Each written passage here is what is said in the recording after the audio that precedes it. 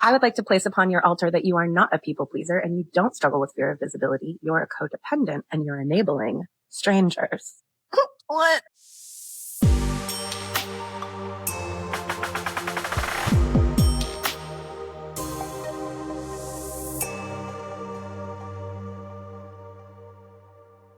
Hello and welcome to the Inner Game of Entrepreneurship podcast.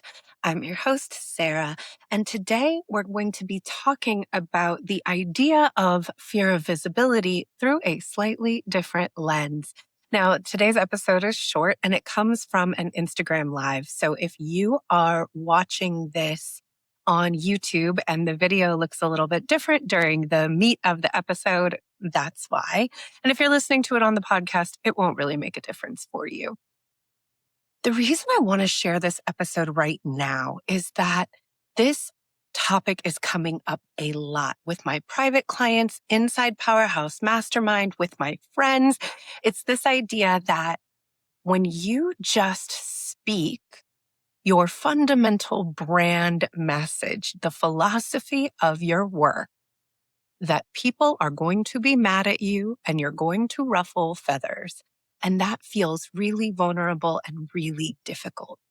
A lot of my clients have what would be traditionally called in the 12 brand archetypes, a rebel brand identity.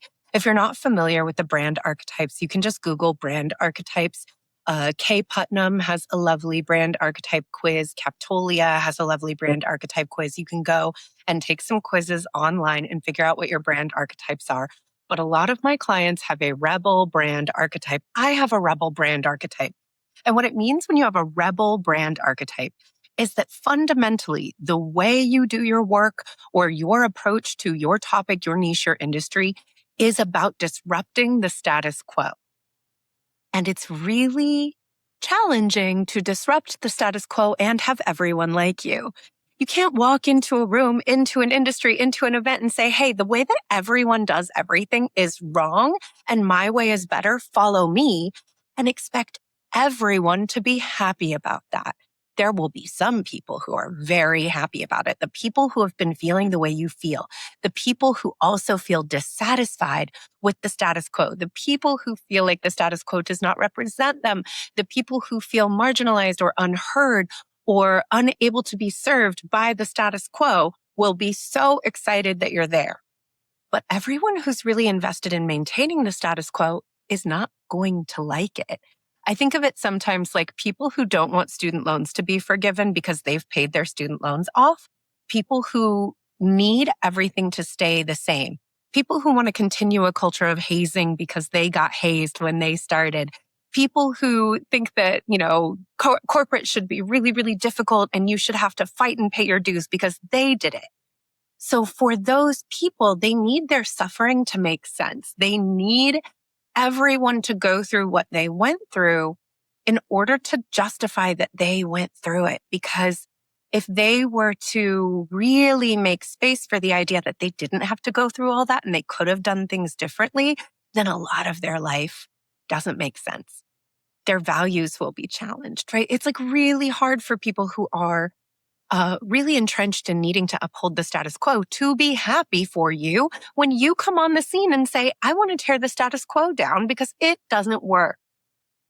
And my clients tend to be those people, obviously, because I'm that person, right? I come out and say, you can make a beautiful living being an artist, a creative, or a healer.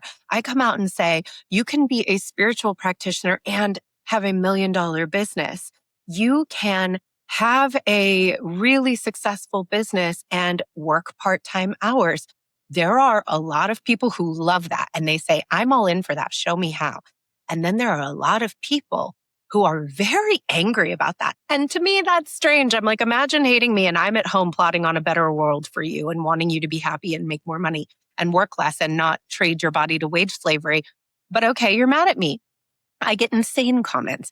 I get comments from people who are like, good luck making a living off of art, you dumb bitch. Like, people get mad when I share my fundamental philosophy that artists, creatives, and healers deserve to be well compensated for their work and that it's possible for them.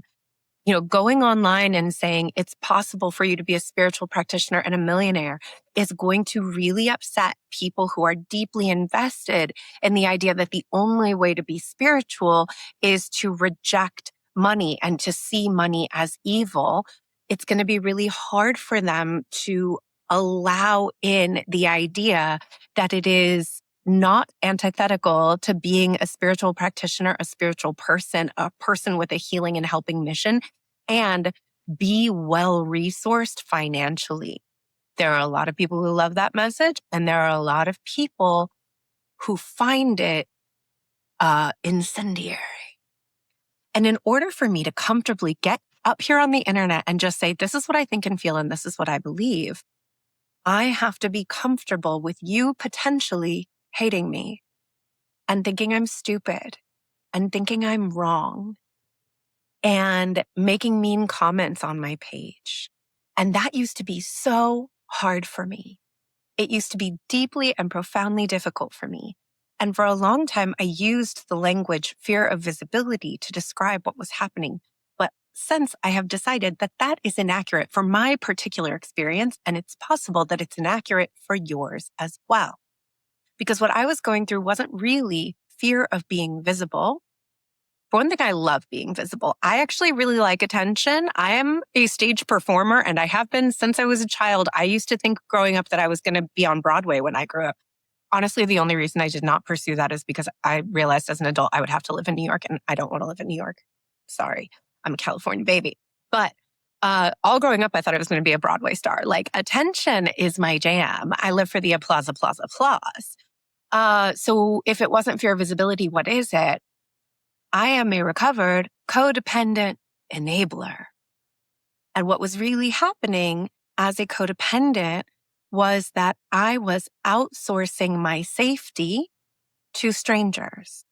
I needed other people to be happy with me. I needed other people to approve of me. I needed other people to think I was good in order for me to feel safe.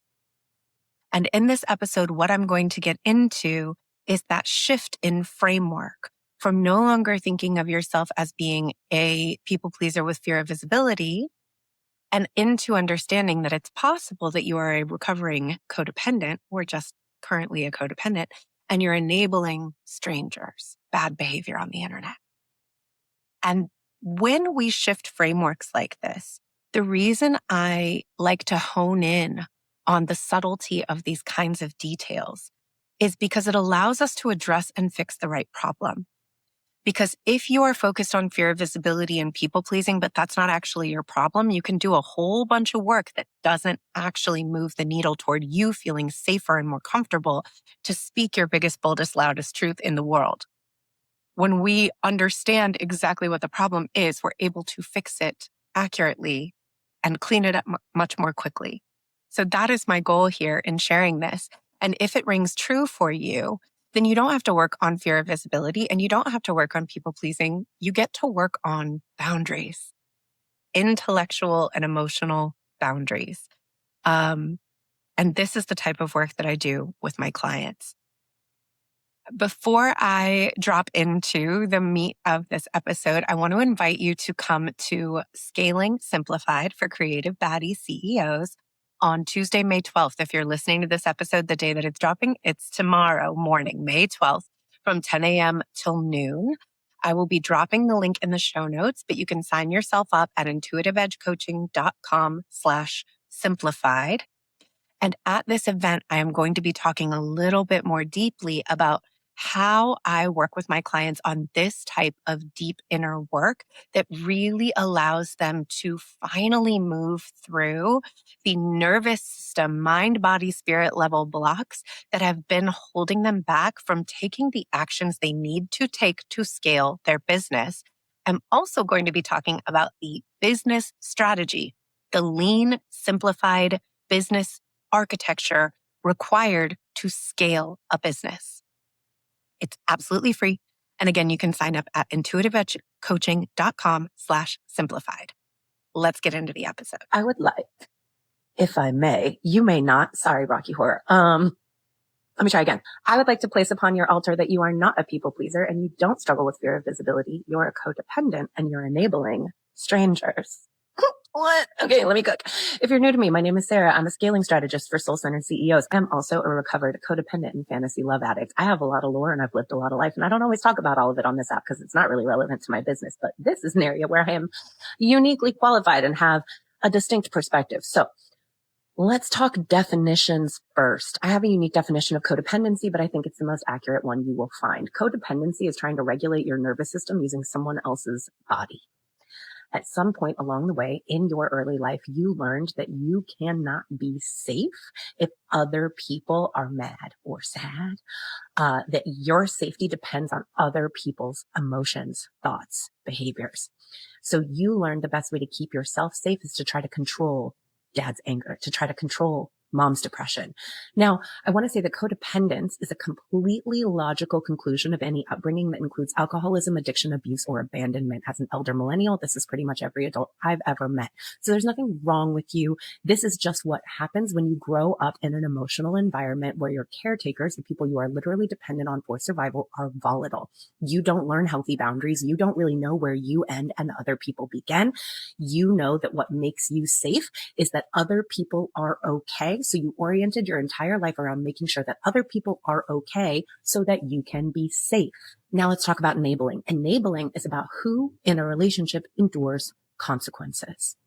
So in a relationship with an abuser, you lie for them. You cover up their bad behavior so that they don't get in trouble. If you're in a relationship with an alcoholic, you're calling in sick for work for them. You are lying for them. You are getting in the driver's seat in a car accident and taking the hit on your insurance, whatever the accident, because you don't want them to get a DUI. You're the person enduring the consequences in the relationship. You're also enduring the consequences of money, physical pain, emotional agony, spending a ton of time, effort, energy, thinking through things and doing a bunch of inner work about how you can be better for them, how you can make things okay for them.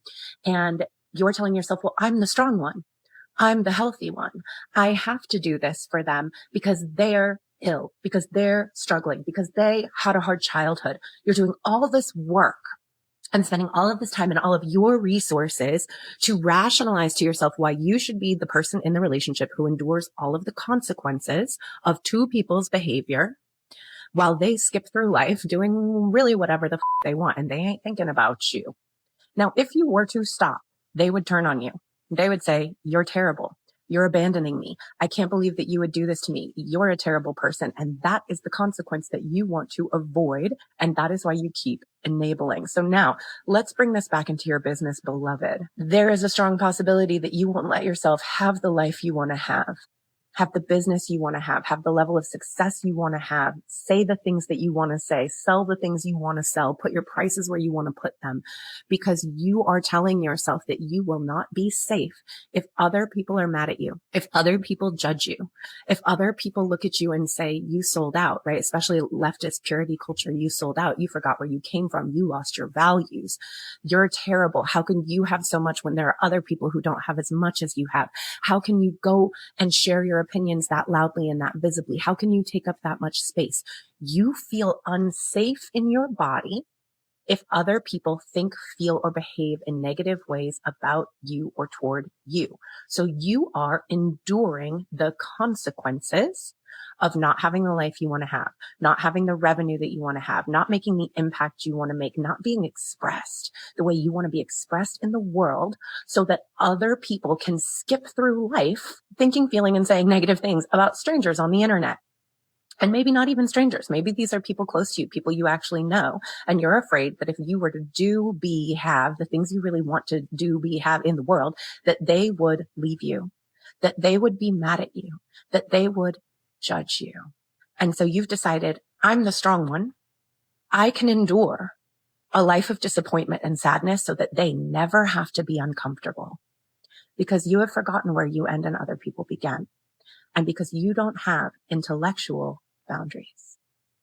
Boundaries are the hardest thing for a codependent, right? Because if I believe that I'm only safe if I can control how you think, feel, and behave, then I really don't know where my body ends and your body begins. I don't know how to allow sovereignty between beings on the planet. Intellectual boundaries means you're allowed to think anything you want without my interference. One of the hallmarks of codependency is feeling like you need to convince other people of things in order to make yourself safe, that you need to be understood, that if you just understood me, if you could just understand where I'm coming from, if you could just see my intentions, then you would see that I'm really a good person, and then you wouldn't be upset, and then I would be safe, right? So now I'm locked in this loop of trying to convince you that I'm good so that you will approve of me so that I can create safety for myself, rather than understanding that I create safety for myself and that you as a sovereign adult being are allowed to think anything you want. And I don't need to go up into your mental space and try to brainwash you, manipulate you, change your thoughts. We don't think we're being manipulative. Codependents are very manipulative. It's really hard for us to accept that about ourselves, but we are in fact manipulating situations because we're modifying our behavior and the things we say to try to make other people think and feel things, which is mostly that we're good. So here I am enduring all of these consequences in my life, not having the life I want, constantly being disappointed, not ever hitting my goals, because I'm spending so much time, effort, energy thinking about what I think other people are going to think and trying to modify my behavior so that I can make sure that no one ever thinks a bad thought about me or feels a negative feeling about me or says something bad in my comment section, rather than saying other people are allowed to do whatever they want without my interference, and they can think anything they want, including that I'm the worst, including that I'm an idiot, including that I'm selfish, including that I'm a sellout, including that my work is stupid, including that I'm ugly. Like, you can think anything you want in your own mind without my interference. And it actually does not do anything to me if you think that. It doesn't make me unsafe because I am no longer a child and you are not my caregiver. You get to think whatever you want about me. And I actually am strong enough to endure the loss of a relationship. I am strong enough to endure being disappointed in you. A lot of codependence, like one of the worst things that we can let ourselves feel is disappointment in other people. We're really uncomfortable with that one. We would rather endure crushing internal defeat, disappointment in ourselves, but letting ourselves like really be disappointed in someone else versus constantly making excuses for why they get to behave that way and why their point of view makes sense and is justified and their hard childhood and stuff. Like, for us to just be like, damn, I'm disappointed in you is really hard for a lot of codependents to sit with. We have a really hard time with that one, right? So increasing our own capacity for grief, the grief of losing relationships, the grief of losing friendships, increasing our own capacity for disappointment. I'm really disappointed that you can't watch me succeed and be happy for me. Increasing our capacity for letting people walk out of our lives and trusting that we're going to be able to find other people versus believing that we can only be safe if we keep every relationship close. That's our work. And I know you can do inner work because if you've already endured all of the consequences of all of your relationships your whole life, I know you've been in therapy, you've been in journaling, you've been in coaching, you've worked really, really hard. Because it is a lot of labor to stay in relationships where you are constantly trying to figure out how to make everything your fault so that you can stay in those relationships. I know you do inner work. So this is inner work you can do. And then leaving other people's work to them, being like, you know what, if you have the kind of physiognomy where you are not capable of being happy for other people, where you feel the need to cut people down if they're successful, if they're shining, if you don't have the capacity to look at someone succeeding and not be jealous, that's your work. And I'm actually preventing you from doing your work because I don't want you to feel any negative feelings. I'm blocking you from your growth by stepping in the way and making sure you never experience discomfort, because discomfort is where we get the spark, the flint for growth. We need contrast to be spurred into, why does that make me uncomfortable? And some people will never do that work. But again, with boundaries, that's not your business. This type of inner work is the type of inner work that I do with my clients, and this goes real, real deep. I do this work through nervous system regulation and archetypal identity work. This is what I'm doing with my clients inside Powerhouse Mastermind. This is also why Powerhouse Mastermind is a year-long program, and it is very, very deep and intensive because yes, we are doing business strategy work. You have to take the strategic actions to get yourself to the level that you want to get to. But we're going to have to confront all of the survival tactics that have gotten you this far. And this is a survival tactic, and it runs deep. Starting to make yourself sovereign and whole, right? Carving boundaries around your own body, mind, spirit, and saying, I get to do the things that I want to do, and I create safety for me, and I no longer outsource my safety into other people's bodies. I'm no longer trying to manage other people's thoughts, feelings, and behaviors to create safety for me. Is a deep inside job. It doesn't have to take forever. It doesn't have to be years and years and years of therapy, but it is not an instantaneous process because it does require practice, and there will be wobbles, and you have to stabilize yourself into the identity of someone who can consistently take the kind of actions that will produce the life you want and not talk yourself out of them the second that you experience backlash, because you will. There's no way for you to do something big in the world and have nobody say anything negative about you. That's not possible. That's just the trade-off for you getting to live your dreams. Anyway, that's my thought. I hope you enjoyed it. If you have questions about this, hit me up. Also, if this is the kind of work that you're interested in and you know that this is what's blocking you from getting to the next level in your business, you should come to Scaling Simplified for Creative Baddie CEOs on May 12th at 10 a.m. PST. There will be a replay. It's only going to be open for 72 hours because I want you to actually watch it. And at that event, I will be opening the doors to Powerhouse Mastermind, my exclusive year-long mastermind for CEOs ready to scale to multi-6 and 7 figures. And I'm going to be giving away a bunch of fun bonuses at the event, so you should really be there live. Okay. Kayla, bye. That's our episode for today. Thank you so much for taking the time to listen to this. I know there are so many things that you could be doing with your day, so many things you could be listening to, and it means so much that you are here in this community. If you enjoyed this episode, please take a moment, share it on social media, and tag me at Intuitive Edge Coaching. Share it with a biz bestie who you think needs to hear it and will appreciate it. And take a moment to to subscribe, and to leave a 5-star review wherever you are listening. It helps me grow this show, and it helps us grow and sustain this brilliant community of entrepreneurs dedicated to doing the inner work. Thank you so much for being here. K-Love you. Bye.